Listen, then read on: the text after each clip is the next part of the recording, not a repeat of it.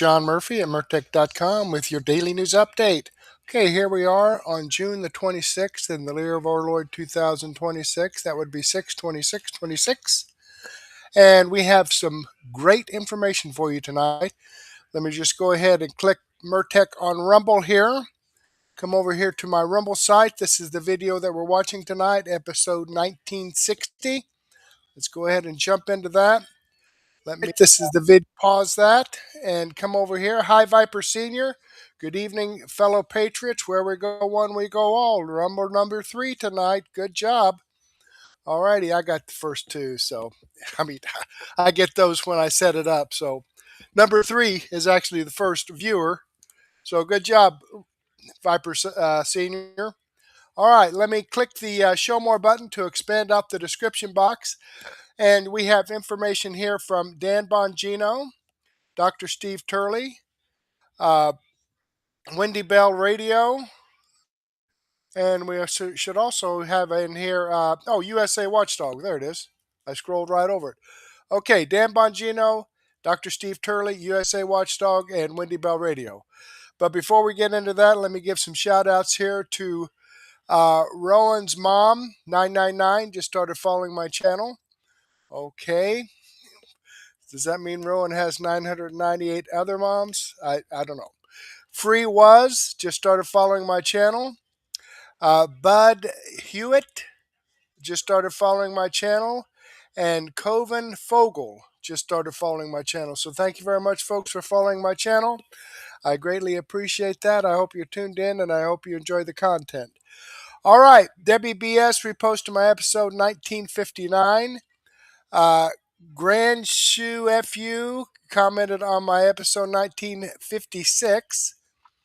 Jeanette J68 and Debbie BS and Viper Senior commented on my episode 1959. Debbie BS commented on my extra 742A, and she commented on 742B and 742C. So thank you very much, folks, for reposting my videos and your comments. I enjoy reading your feedback, and I definitely appreciate your support. So let me go ahead and give this a thumbs up. So let me say this at this point. Normally, over the 4th of July, we go down to Arkansas to see my wife's sister, Aunt Sue, to the kids. The kids' Aunt Sue. So we'll be taking off on Monday. And the situation there is, even though they are on Central Time Zone, which is an hour behind Eastern, the situation is her Aunt Sue's son lives right next door to her, and they have kids that are about the same age as our kids, so they play long and hard. Normally, I won't have my videos ready till about 10 o'clock Eastern Time. So I'm sorry, Viper Senior, that you probably won't be able to make it to the 10 o'clock viewings for next week, but that will last about a week. We'll be heading down there Monday and coming back the next Monday. So for about a week there, the videos will be 2 hours later, 10 o'clock Eastern Time instead of 8 o'clock. So I just want to get that out there. But with that being said, let's go ahead and see what Dan Bongino has to say. They really hate you. Yes, they do. Episode 2543. Let's check on that and see what he has to say. Dealing with, and I'm not talking about all Democrats. I'm not. I don't want to do what they do to us. There are a lot of working class Democrats out there who still think they're with the party of JFK. Frankly, even the party of Bill Clinton. I'm not mad at you. We just think differently about things than I do.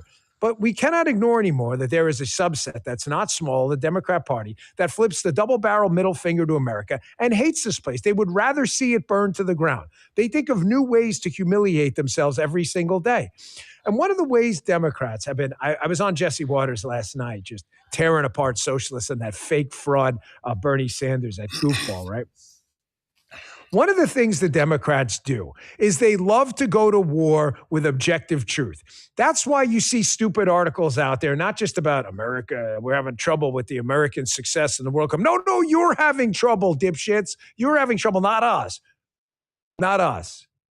They lost last night to Turkey. You're probably happy. They make it to the next round. You're probably like, go Turkey. We love Turkey. All about that. I'm not talking about the lunch meat. Folks, they love to go to war with objective truth. The Democrats can never stick to a predefined set of rules or laws because why? It limits them. So you'll see them changing the definition of words, telling you 2 + 2 = 7, because they think all knowledge is made up by white men and that knowledge is a construct of their power. So you should dispute everything.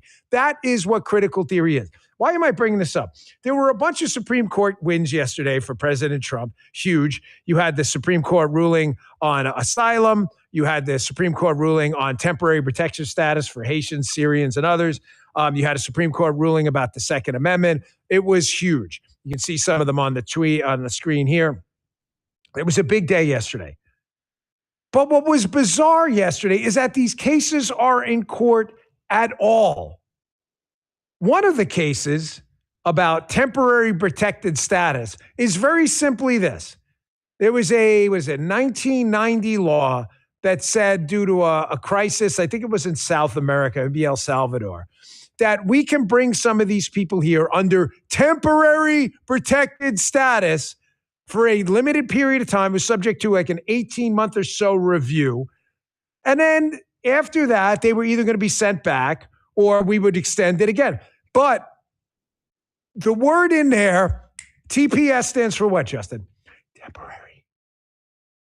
Now, temporary to the non-imbecile class, i.e. the liberals and the media, wondering why the United States is winning and how we aren't more puzzled by it like you are. The word temporary has a meaning. Let me define it by the word temporary means not permanent. This is not hard. When you grant TPS or temporary protected status, when they wrote the law in 1990, they meant it was temporary because they called it temporary protected status. So I just went to Grok and said or ChatGPT, can you please define for us what the word temporary means? Because maybe liberals are confused. Means lasting only for a limited period of time, i.e. not permanent. Okay. Making matters worse, pull up that Wall Street Journal article. When the law was written to give temporary protected status to some of these folks from other countries, to bring them here for a temporary amount of time, they specifically wrote in the law, read it right here in the Wall Street Journal, liberals, that there is no judicial review of any determination with respect to the designation or termination or extension of a designation of a foreign state. Meaning, this is not reviewable in the courts. What is good question, Justin. Justin says, well, if we can't figure out what temporary means, we're liberals just like they can't figure out 5 + 5 = 10 because they hate objective truth. They're confused about temporary. Clearly no judicial review. Liberals were puzzled about that too. What is judicial review? Can you help the audience out, the liberals who are watching? ChatGPT, define what judicial review means. Judicial review is the power of a court to examine the actions of a legislative, executive branch of government and determine those actions are consistent with the Constitution. So when they wrote in the law, no judicial review, that means no court action. That means you couldn't bring it to the court.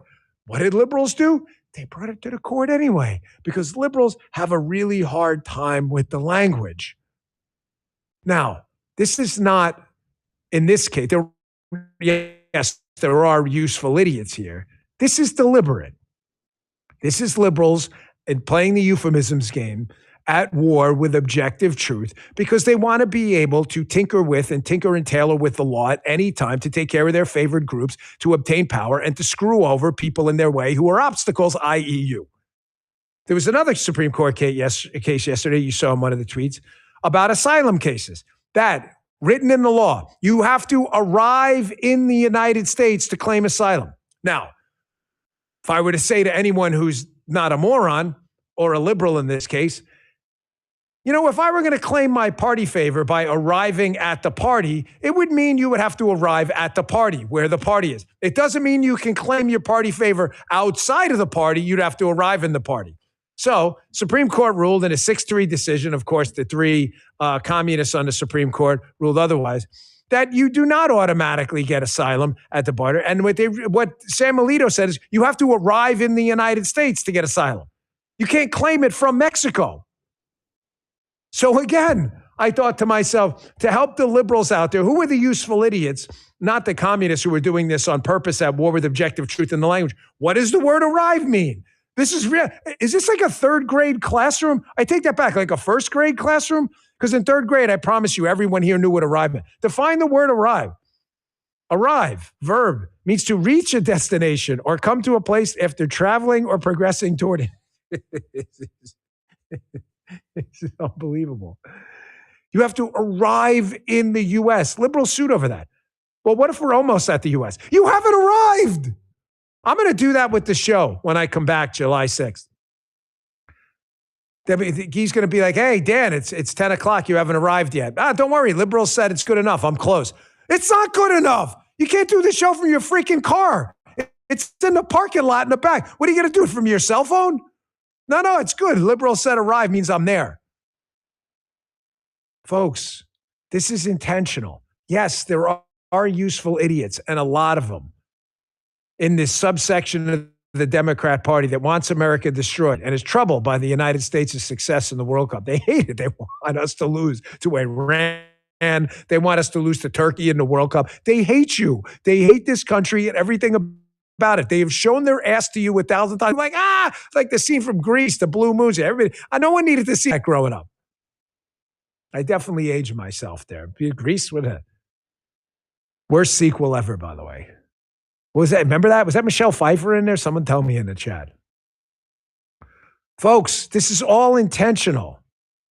This is the communist game plan, the manifesto, if you will, to get people to question everything, to collapse the government from the inside, to cause chaos. And when the ensuing chaos leads to so much pain, suffering, and destruction, the citizenry of a country will call out for just normalcy again, and they'll let a bunch of strongmen take over. That is the communist game plan. They cause chaos by getting you to question everything, even the definition of words like temporary and arrive. Folks, you're next. And the facilitators in the Democrat Party, here's my message to you. Grow some freaking balls, bro. Grow some balls and stand up to the lunatics in your party. Don't tell me it's not happening over here. You guys need to do bullshit. I'm sorry you're stupid. You're never online. You don't read the newspapers. You watch none of our shows where this battle's been going on a long time. I'm sorry you're too dumb to figure that out, so I'm going to disregard your dumb comments about the right because they're meaningless and stupid and they defy reality. Your party is being hijacked by communists and bigoted losers and zeros. You are next. You in the Democrat Party. You guys know this congressional candidate, this guy, Scott Wiener? This guy is probably to the left of Dan Goldman, who also got booted out, another Democrat lunatic congressman, by an even crazier lunatic than him. I'm warning you, man. Even your boy James Carville, the Raging Cajun, Democrat who hates Donald Trump. Remember I played the clips of him? He's like, I don't even recognize this party anymore, the Democrats. This is crazy time. This Scott Wiener cat goes out to eat or whatever. He's in some kind of restaurant. Watch these lunatics jam a camera in his face. Keep in mind, this guy is like to the left of AOC. You don't think you're next? They jam a camera in his face. They won't give him a second. You brought this on yourselves, by the way. Demanding he scream free Palestine that doesn't even exist. Check this out. Hey, y'all gonna have to kill me, bro. Free Palestine, motherfucker. Piece of shit. I want to say congratulations, though. Free Palestine, motherfucker. Piece of shit. Hey, they kick you out. I'm gonna be on that back door in your helmet, bro. Leave, motherfucker. Leave. Leave.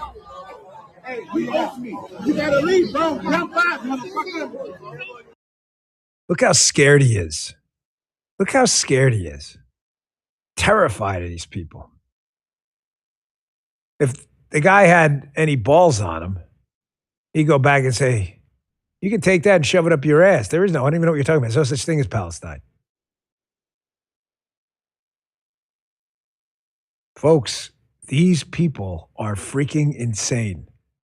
Democrats, grow some testicles. If you don't stop this now, you are next. They are going to demand you kneel before them. You ever see Superman 2? Kneel before Zod. There's Zod. You're going to have to kneel before them soon. Here's Joe Kernan on CNBC yesterday with Hakeem Jeffries. Hakeem Jeffries, again, politics no different than AOC and the other leftist lunatics. The problem is he hasn't called for like the death of the Jews yet, so that's not enough. This is insane. It's freaking insane. Here's Joe Kernan on CNBC trying to warn Hakeem Jeffries. It's CNBC. Kernan's not a liberal, but however, it's CNBC. It's not some right-leaning network. Trying to warn this guy, hey man, you got a big problem. Maybe it's time to kind of draw a line in the sand. I'm just throwing it out there. And Hakeem Jeffries, who has no balls at all, is too cowardly to stand up and do the right thing. He does the easy thing, the mark of a coward every time. Check this out. Time from the interview and everything, but it doesn't really answer the question that Andrew was that we all agree with what you just said, but it totally shifted from what we're talking about is whether when the Democratic Party includes someone in that tent that believes these things, I don't think any of those things are going to solve what you just talked about or an answer to any of our problems that you delineate so eloquently. They were saying, you're next about Hakeem Jeffries. You're next. You're next. You're next. You can't think this is a positive development in New York politics, can you? And they'll just, Dems will be Dems or something like that. I don't see how you can say that. You need to reject those things. I think. First of all, I've clearly rejected those things. That's number one. Number two, and my record speaks for itself. This is not a Dems will be Dems situation. Donald Trump is the president of the United States of America right now. Are you kidding me? Of course, he makes it about Donald Trump. Hakeem, man, really grow some testes, put some fertilizer. You have chia testes or something? You ever see like the chia pet? You put the little chia seeds, maybe chia testes. Someone want to start that? Chia testicles, grow water, watch the testicles grow in a couple have some balls, man. Stand up, chia testes. It's time. It's time. You think they're not going to show up in a restaurant in your face? Free mythical Palestine. You don't think you're next?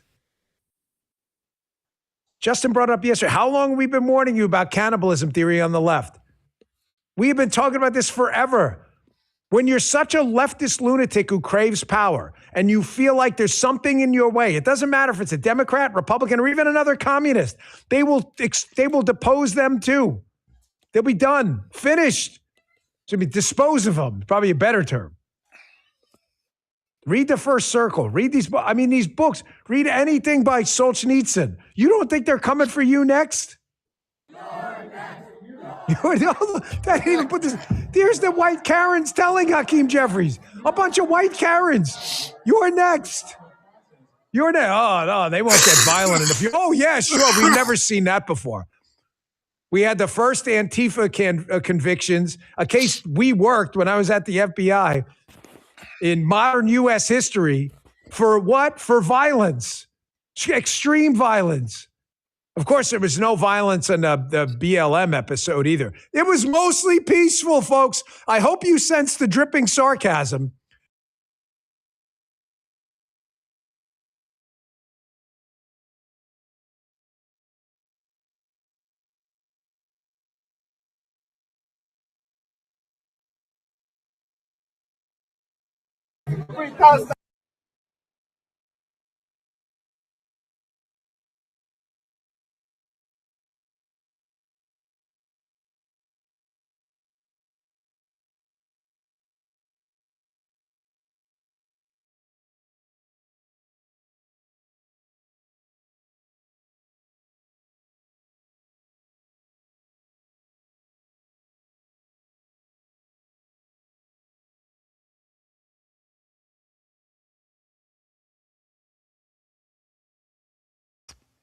Hey gang, it's me, Dr. Steve, on one of my Turley walks. Love having you here. I hope you're having a glorious week. You know, I thought I would address an issue that's been coming up quite a bit. Recently, I've been getting a lot of emails about this, some text messaging. They're concerned about the Democrat candidate for the Texas Senate, James Talarico, and whether or not he could actually pull this off. That's what the media is saying, right? There's a rather formidable social media and legacy media campaign that's claiming that Talarico can do it. He can finally flip Texas blue, and they're pushing polls that show him beating Ken Paxton. Some of them quite a lot, by like 4, 6, or 7 points. And so the argument is that Paxton is such a flawed candidate. He's so ethically compromised, as admitted by even his fellow Republicans, that it does indeed look like this is the year that Texas can flip blue. And what I wanted to do here today in our little Turley walks together is I just wanted to put that whole notion to bed once and for all for you, and just sort of smack all of us with a little bit of reality, right? We always have to remember that truth itself has been politicized. It's been partisanized, particularly by Democrats who are epistemological relativists. So what they do is they stretch and twist truth in all kinds of bizarre and crazy ways for the purpose of gaining power. I should say truth claims, right? Because truth by definition corresponds to reality, and Democrats don't care about reality. They literally don't. They care about power and only power, and they are going to twist the quote truth in all kinds of ways. They're going to push fake polls. They're going to push fake news and the legacy media till they're blue in the face, just for the purpose of gaining power. So instead of that, let's all enjoy a nice dose of reality. All right, let's start with the polls themselves, the ones that are claiming that Talarico is way ahead. You got to understand two things working against polling, particularly with Texas, okay? Two things: ideology and inaccuracy. Ideology and inaccuracy. So ideologically, you know, polling outlets are notoriously liberal, right? But there have been a number of studies out there that have confirmed this, right? Polls have overestimated Democrat support by an average of 4 points over the last decade. So, for example, in 2020, 94% of polls overestimated Biden's performance. 94%. That's not a coincidence. Now, in fairness, it's partly due to the fact that the number of respondents to polls has dropped from 20% of the population in 2000 to roughly 5% today. And that 5%, again, studies have confirmed this, are disproportionately made up of urban, college-educated, institutionally trusting, and Democrat-leaning respondents. Now, pollsters are well aware of that, and yet they refuse to fix their methodology. And they refuse to fix their methodology precisely because they share in the same ideology as that 5%. So that's the first problem you're dealing with. It's an ideological problem with polls. But then there's a second problem, and that's the increasing number of polling inaccuracies. Most of the polls that showed Paxton leading Cornyn in the primaries were actually off by about 20%, 20 points. Paxton crushed Cornyn by nearly 30 points, but most polls had him ahead by around 10. And that points to the fact that Texas is a notoriously hard state to poll. I mean, if you think about it, it's the second largest state in the country. It's got 30 million people. It has 254 counties. And so a real accurate polling, a proportionate representation of the Texas population there is very costly and very complex. And, you know, media, the legacy media isn't interested in that. So I wouldn't rely on the polls on this. I go to the fundamentals, the historic patterns for determining the likelihood of a Democrat winning the statewide race, given the elections over the last, say, 30 years. And the historical odds, if we do that, the historical odds against Talarico, they're simply overwhelming. While Trump unleashes a political reckoning, there Let me is go ahead another and get crisis. past this commercial here. From some more money is traditional single day convenient, delivers over bloating, made rotten overall. You can get 2% off plus Long free commercial. 50% off and free shipping. Are not there. Also, once again, that number is 888-597-0233. When all is said and done, the fundamentals simply are not there for him in any way, shape, or form. So since 2012, across the country, all across the country, nationally, 91% of Senate races have been won by whichever party carried that state in the most recent presidential election. 91%. So whichever presidential candidate a state voted for, in the next Senate election, they voted for the same party 91% of the time. 2024, in many ways, was the cycle that sort of completed that process entirely.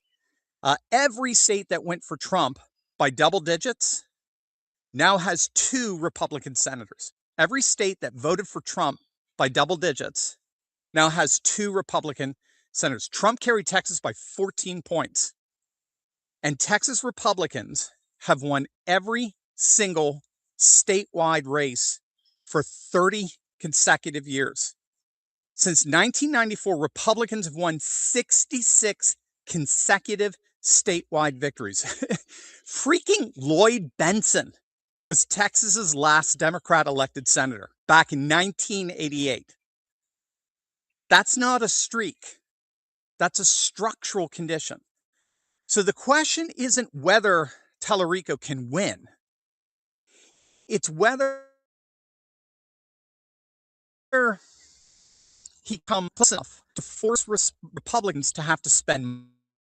That's the most optimistic Democrat scenario, realistically.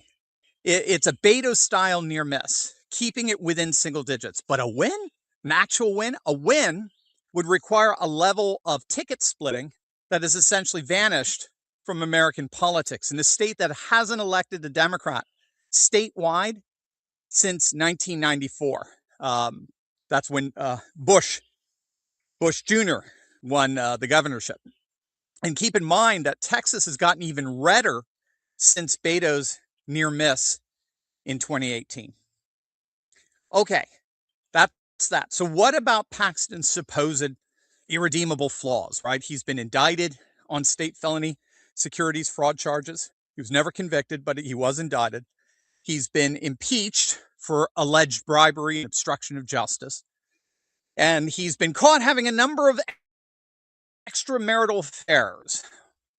But again, all we have to do is look at the fundamentals. Paxton has been elected Texas AG 3 times in a row.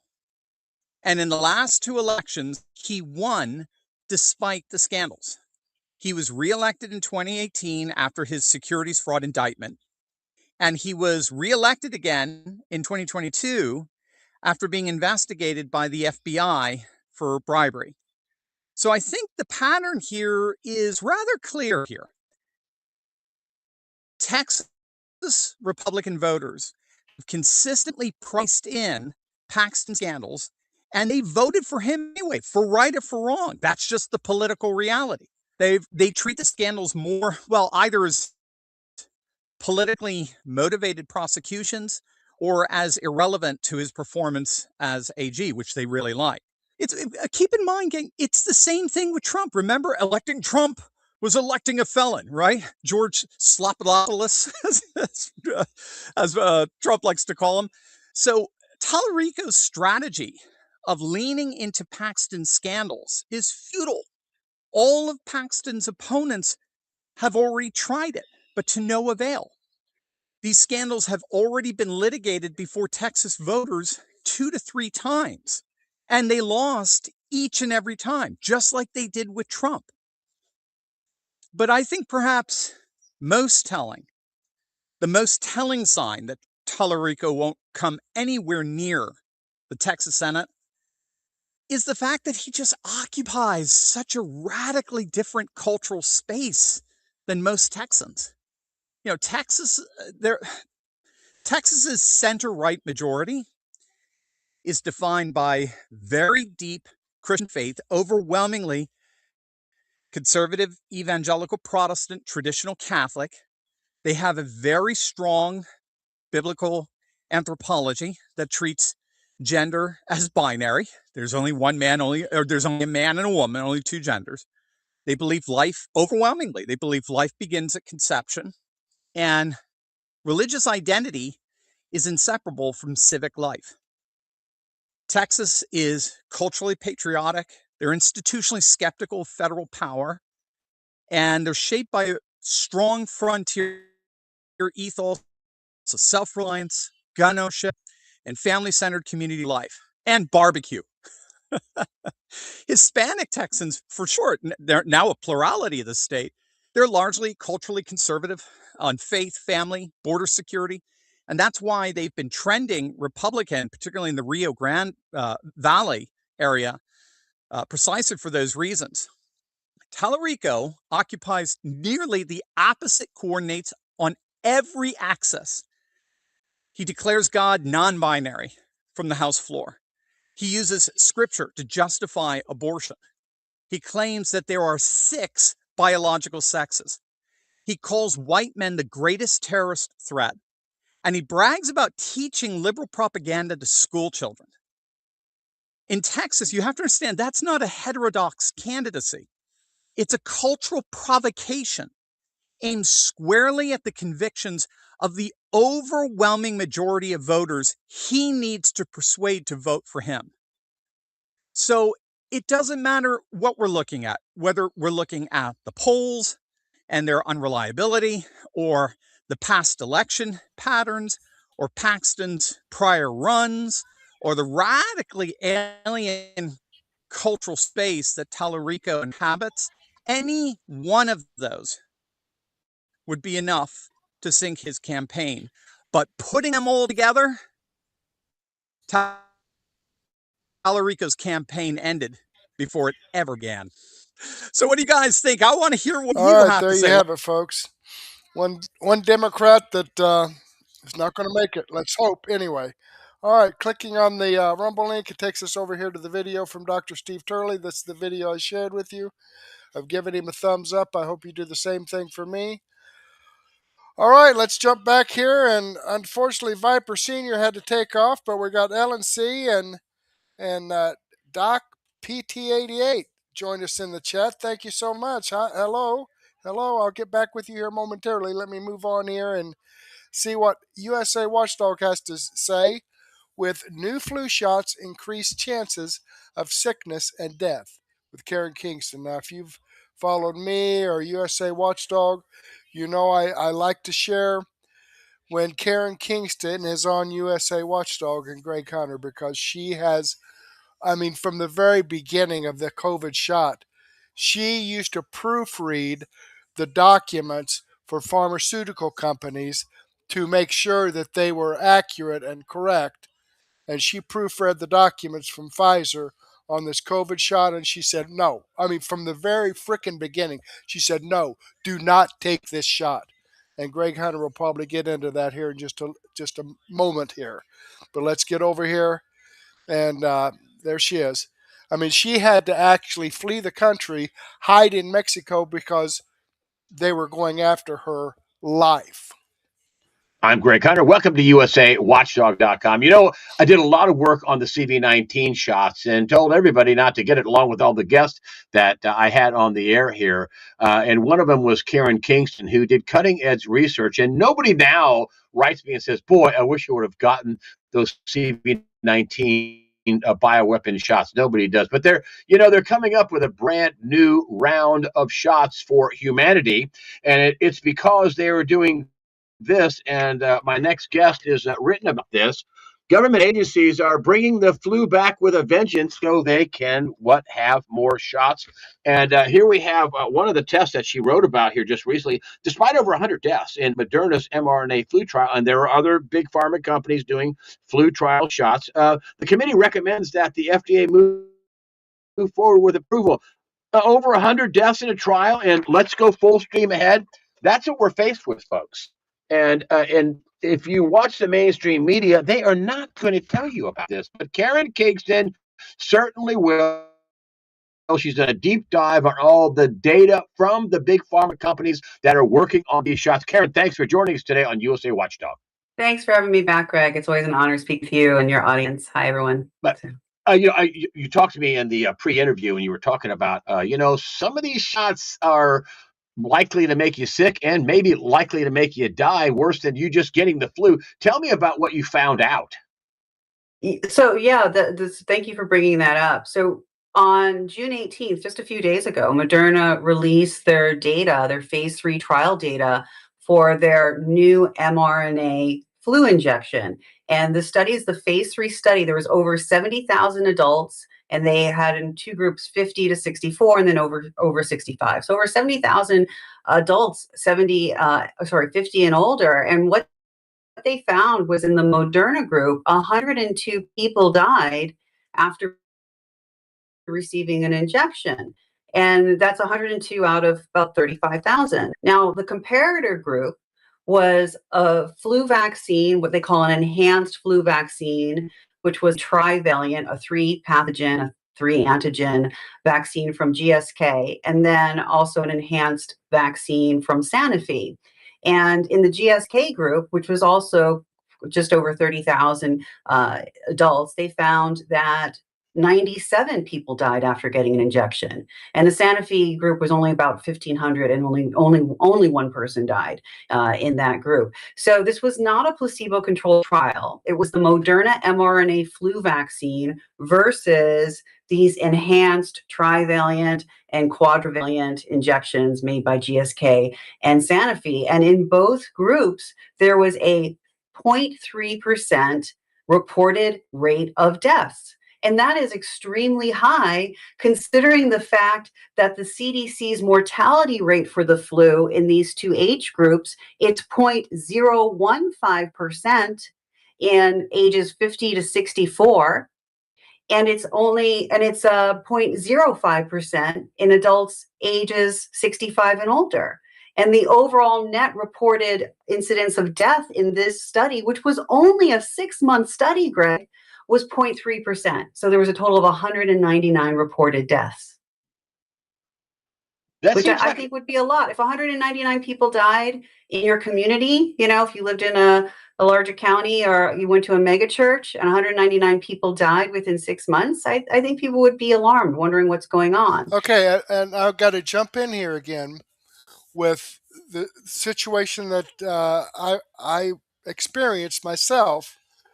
I was doing some contracting work out of town in Evansville, Indiana. I would go down on Sunday night and work there all week and come back Friday evening just to get to spend the weekend with my wife and family. And I put on a bunch of weight. I did this for like 2.5 years. And there was a product out then. This was in the early 90s. There was a product out then called FinFin. It was two different drugs, okay, weight loss. One was to lower your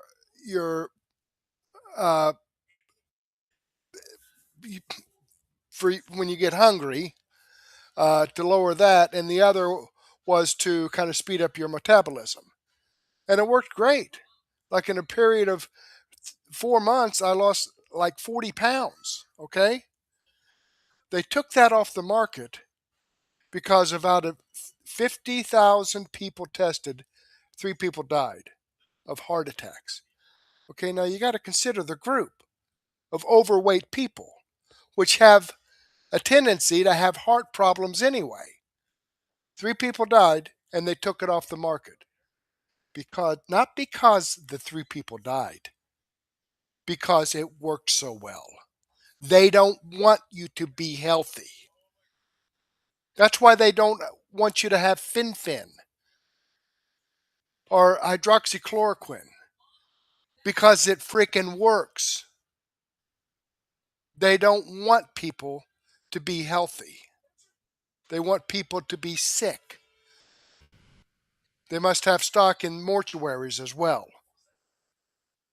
And 1/3 of these individuals died within the first 90 days after getting a flu injection. This is their own documents that say this. And I mean, I don't understand the whole FDA, CDC. Wow, 100 people died? That's fantastic. Not, whoa. 100 people died? What happened? Let's look into that. No. Full steam ahead. That's what you have to get a warning for. They're not out to be. Well, Greg, wait, let me clarify. Let me just clarify or expand upon what you just said. 102 people died, yes, in the Moderna mRNA flu group. And you're asking, why didn't the Vaccine Advisory Committee to the FDA, so it's not the FDA, it's the Vaccine Advisory Committee to the FDA, VRBPAC, 9 to 0 vote. They're like, hey, FDA, green light. You should absolutely approve these as safe and effective shots for adults 50 and older. So there was 102 deaths in, again, the mRNA flu injection made by Moderna. So why didn't the study investigators and why didn't the advisory committee go, hey, there's a problem here? Per the briefing document submitted to the FDA, the study investigators said, there's no issue here because 97 people died in the enhanced vaccine group. So we're seeing the same incidences of serious adverse events and deaths in both groups. Therefore, it can't be the treatment. It's just because of circumstances and underlying conditions, and it's unrelated to the actual injections. And this is what I want to. I also let me. So these study investigators and contract research organization, who pays them ultimately? They're paid by biopharma. So and just like anyone who's familiar with arbitration, arbitration is when you have a contract that says you're not going to drag someone into court. You're going to use a judge, a 1-judge or 3-judge panel to arbitrate what the outcomes are. A lot of times you'll find this in business contracts and employment contracts. And in employment contracts, right, with arbitration, who's responsible to pay for the arbitration? In the state of California, it's the employer. So if the judge, whether 1-judge or 3-judge panel, is being paid by employers to arbitrate, to deliberate, who is guilty in a situation, who's responsible, who's liable, and they're being paid by the employer, who do you think they're more likely to always rule in favor of? The employer or the employee? The person, the company that's paying them, or the person that they have literally no financial obligation to whatsoever? You're saying the same thing is. Do you think you're saying the same thing is happening with the board that's being paid for by Big Pharma? The study investigators, right? They're paid for by Big Pharma, so they witness 199 deaths in a trial. And Moderna goes, hey, was it our injection or was it the competitors' injections that caused these deaths? They're like, no, it wasn't. Based on what? Based on our opinion. Do you think they're actually trying to make safe drugs for people, or do you think they're just trying to make sure that they have a pipeline to sell all the flu vaccines, whether they're mRNA or trivalent or whatever they are? Do you think they're just trying to make sure that the drug companies have a pipeline to sell drugs to the public?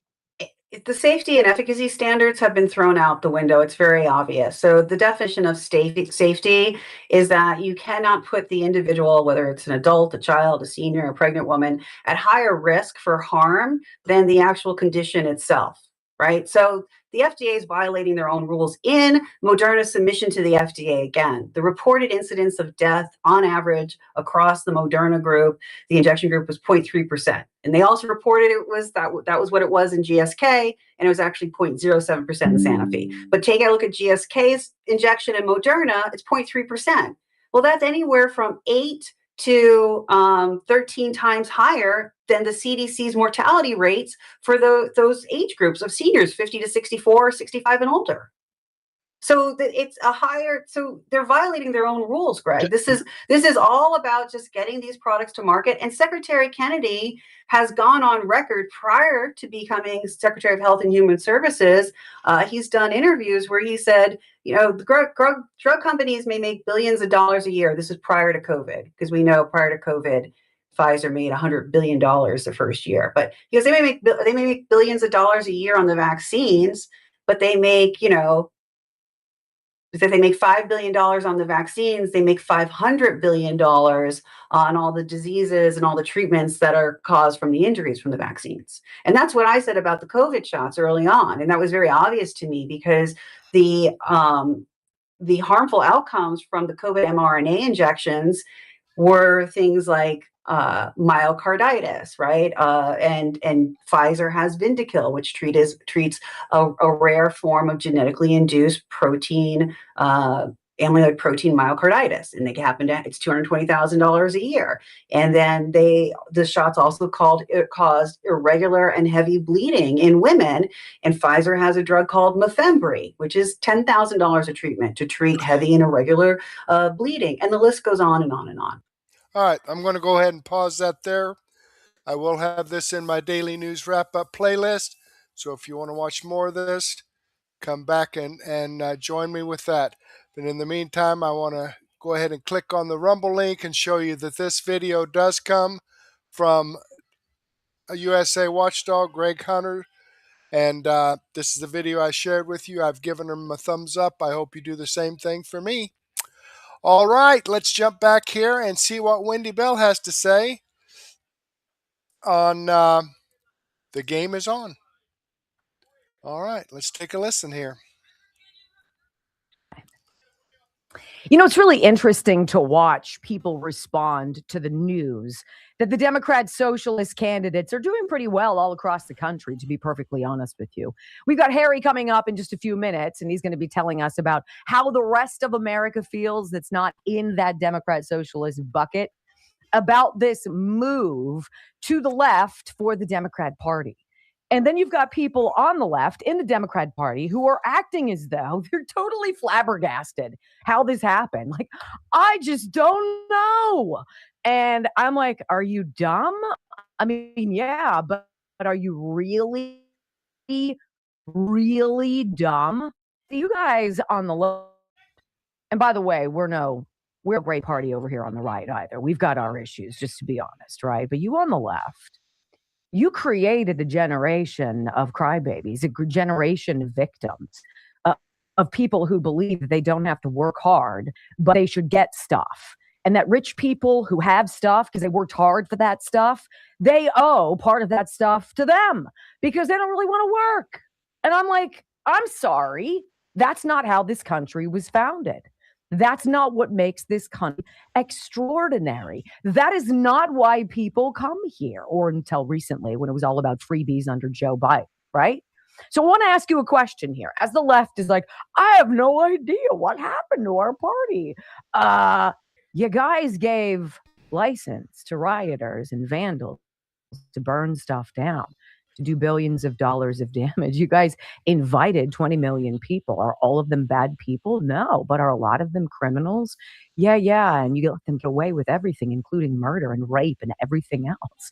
I mean, really? You guys give license to the ne'er-do-well college protester who's never really had a job but thinks they know better than everybody else because they learned something from some triggered activist professor. You guys did that. We didn't do that. Like, honestly, I'm going to ask you a question. Have you ever hated someone? I mean, think about it.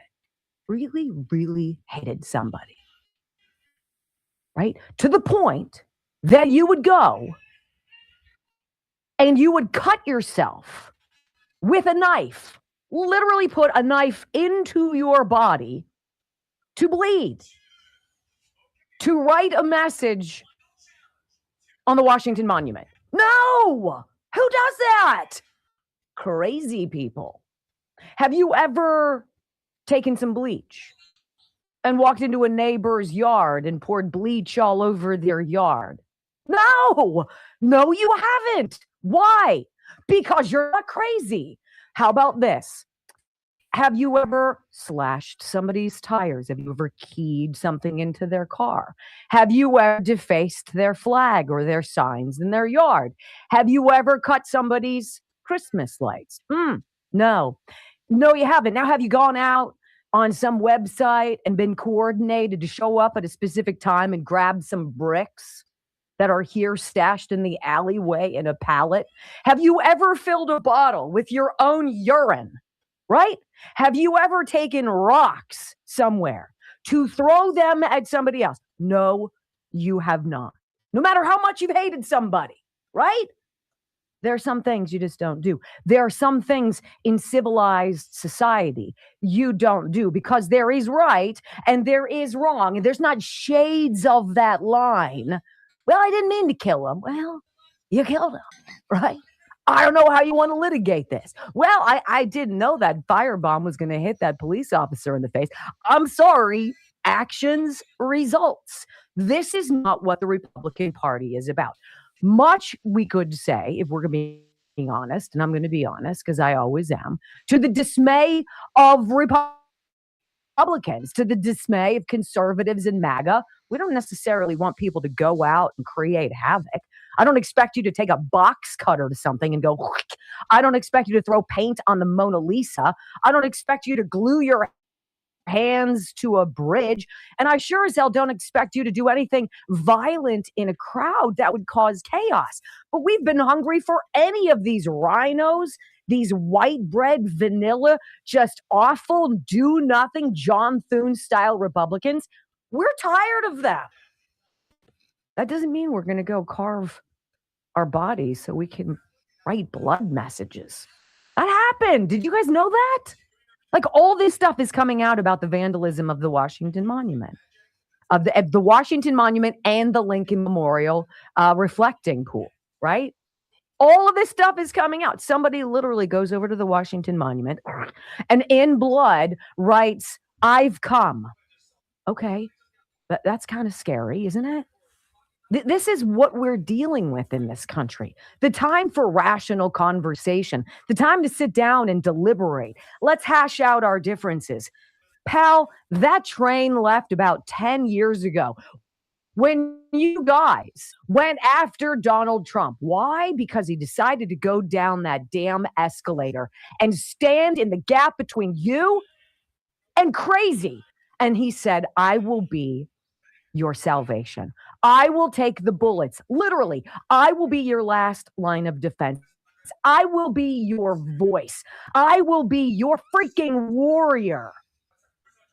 And we said, yeah, we created that. Democrats have created crazy. And crazy has come home to roost. And it's frightening. Did you guys see what Trump put out last night? This is a great Truth Social. I was like, holy cow. It's almost like the dude is expecting all of this crazy communist, Marxist, socialist garbage. And he writes this: the communists are finally making their move. I've been waiting and preparing this for a long time. What? Wait, what? The communists are finally making their move. I've been waiting and preparing for this for a long time. It's easy to be a communist. All you have to do is say, I'll give you everything. But that means that you are taking it away from others who have earned it. Over thousands of years, that ideology has not worked once. And then he drops this line, 4 words. And Brock and I were like, oh, snap. It is. He writes, the game is on. Enjoy watching. President Donald J. Trump. Enjoy watching. What do you guys think is coming? What do you think this whole grand celebration upcoming next weekend for America's 250th? What do you believe we are going to watch? I have no idea. But for the president to be like, I've been waiting for these people to show their colors means to me. Holy cow. So look, on today's program, as Democrats are mystified, they have no idea what happened to their party. I'm just going to say this, and I think it's probably one of the smartest things I read. I actually stole it. Let me find out, and I'm going to say it the right way. Because now your parties have changed. MAGA are the new Republicans. Rhinos are the old Democrats. And Democrats are the new socialists. Oh my gosh. So which side do you guys prefer? Do you want law and order and family and faith and stay out of my way and small government? I'm going to carry a gun, and if you fiddle with me, you're not going to like that. Do you want that? Do you want a court that supports the rule of law? Do you want police officers making your streets safe? Do you want schools that actually teach a curriculum and not an ideology of hate? Or do you like what you're saying on the other side?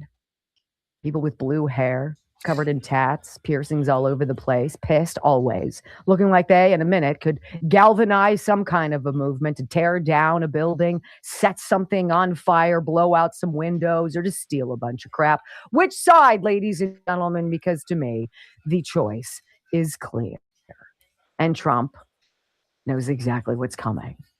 Enjoy watching, he said.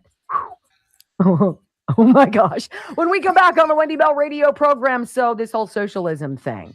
Yeah, the Democrat socialists are like, this is so great. But what about the rest of the country? Yeah, not so much. Harry with the big board next on the Wendy Bell Radio Network. I'm kind of excited to see, what's going to happen here in the next month or two, few months. Is not ale. Here we go. Wrap this up. Ho, ho, ho, it's magic, you know. Welcome back to the Wendy Bell radio program. Well, so President Trump has been waiting for this socialist stuff, which he calls communist, which he's right. I mean, it's just like one hop, skip, and a jump away, right? And he's like, look, I've been waiting for these people to come out of the woodwork. I've been waiting. I've been waiting for this moment. It's here, and I cannot wait because we're going to have a lot of fun with this. Oh, my. Sounds very, very confident. Well, you lunge towards socialism. It's something the rest of America is digging so much. Why liberals are now getting made mock. You look at it. Clinton says, look, Democrats might approve of socialism and socialists, but if you look at the aggregate voters, all voters as a group, there's not the same love there at all. You don't say. Really? When we talk about democratic socialists, yeah, how are they perceived? You know, I will tell you, there is a reason why Republicans nationwide are licking their chops, and why there are at least some Democrats who are a little bit worried, because what is true in New York City in a Democratic primary ain't necessarily true nationwide with the general electorate. I mean, just take a look here. Net favorable rating of Democratic socialists. If you look at Democrats nationwide, look at this. Democratic socialists on the positive side of the ledger at plus 17 points. This includes Democratic independents. But look at all voters. A completely different world. 27 points under Democratic Socialists of America are in the net favorable rating. So what are we talking? 44-point difference here in the wrong direction when we come to Democratic Socialists of America, jumping from being pretty popular among Democrats, being not popular at all among all voters.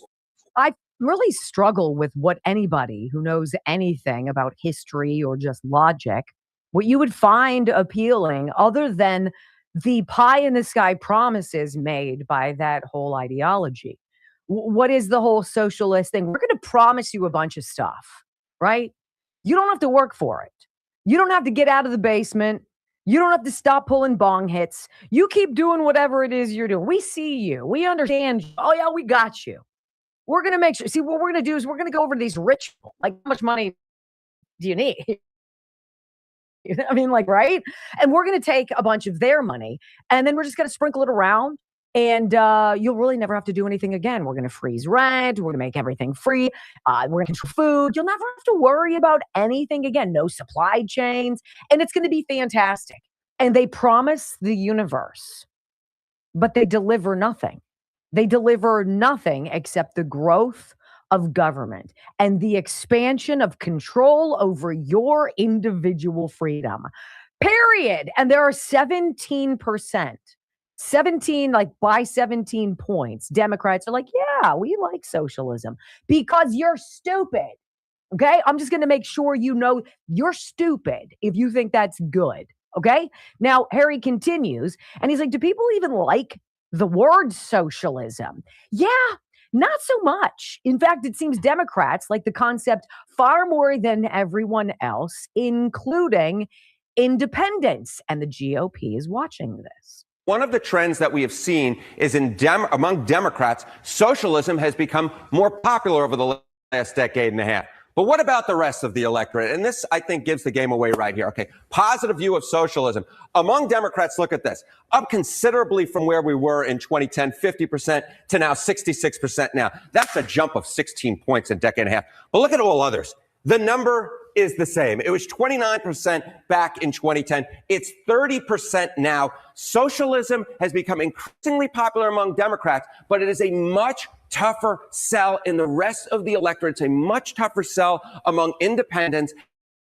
And this is why Republicans actually could be some electoral opportunities because of these Democratic Socialist winning primaries and why there are a number of interests. I'm not quite sure about that. So last year, Gallup polled this. All voters say 30% have a positive view of socialism. What do I say? There's a chunk of the population that's not going to be saved. They're never going to understand what's going on. And I liken it to between a quarter and 30%. Well, that's about it. Because nowhere historically has socialism done anything other than draw a very big amount of money into a government and then basically leave the people as paupers. And you've got this then government police state that runs everything. Who wants that? 30% of voters? Are you out of your mind?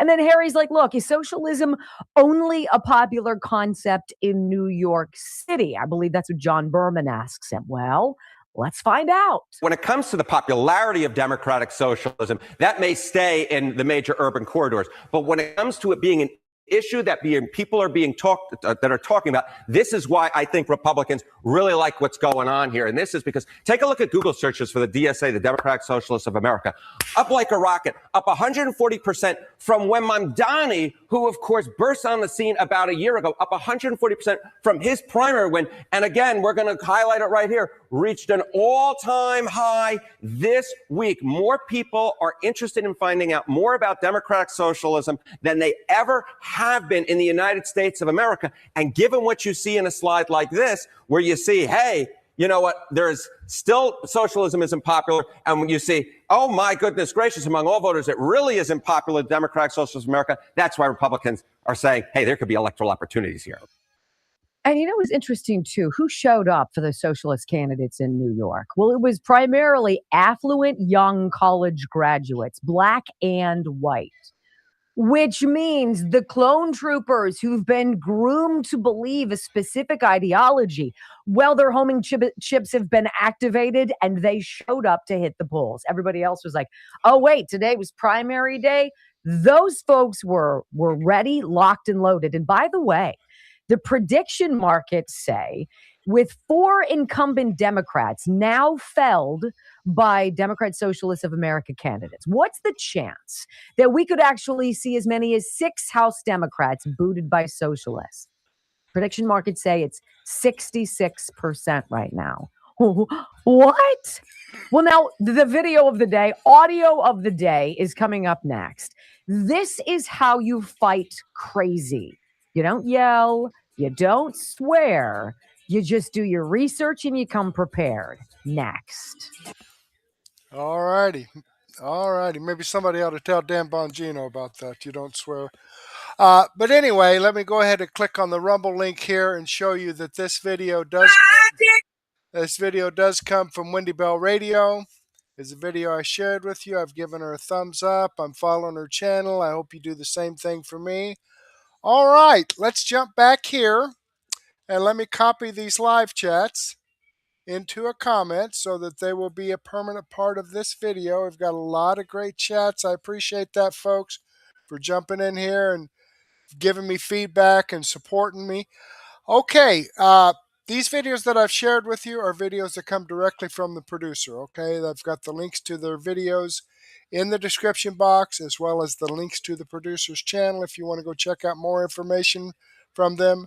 And also, these videos that I've shared with you are videos that I've posted over here on Mertech.com, where I have over 40 no-nonsense, common sense, logic, and truth videos, the kind of information that you're not going to get from the mainstream media.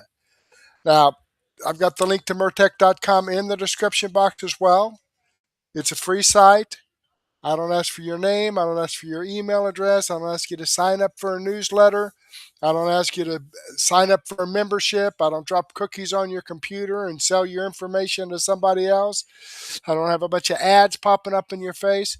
It's strictly just to provide you with up-to-date news and information that you're not going to get on the mainstream media. Now, I'd like to share all of that information with you, but unfortunately, I just don't have the time to do so. But that's why I've put together Mertech's Daily News Wrap-Up playlist. It says I have 21 videos in here, about 9 or 10 hours worth of great information. Here's the video from Wendy Bell. We're going to finish up on that. Video from Dan Bongino. We're going to finish up with that. In fact, I think I'm going to have Greg Hunter after Wendy Bell, and then Dan Bongino.